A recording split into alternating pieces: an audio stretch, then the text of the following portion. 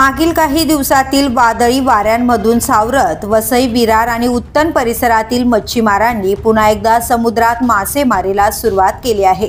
पण नवे संकट त्यांच्या समोर उभे राहिले आहे।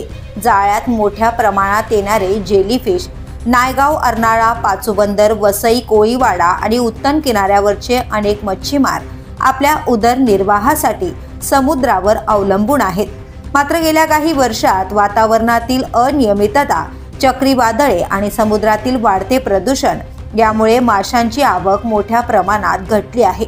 यावर्षी 1 ऑगस्टपासून हंगाम सुरू झाला, पण सुरुवातीपासूनच वादळी वाऱ्यांनी मच्छीमारांचे रोजचे वेळापत्रक विस्कळीत केले।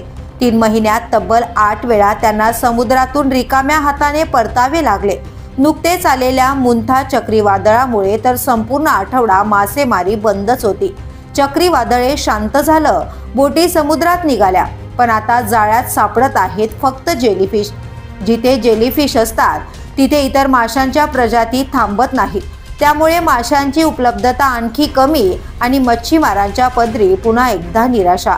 जेलीफिश अडकलेल्या जाळ्यात फाटून जात आहेत, ज्यामुळे मोठा आर्थिक तोटा तर काही वेळा मच्छीमारांना शारीरिक दुखापत देखील होत असल्याची माहिती पुढे आली आहे। या गंभीर परिस्थितीवर तातडीने उपाययोजना व्हाव्यात आणि शासनाने त्वरित आर्थिक मदत जाहीर करावी, अशी मागणी कोळी युवा शक्ती संघटनेचे अध्यक्ष विशाल पाटील यांनी केली आहे।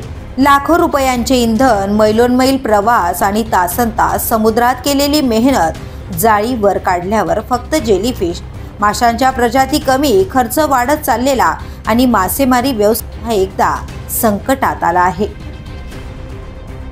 The police news bureau, Mumbai.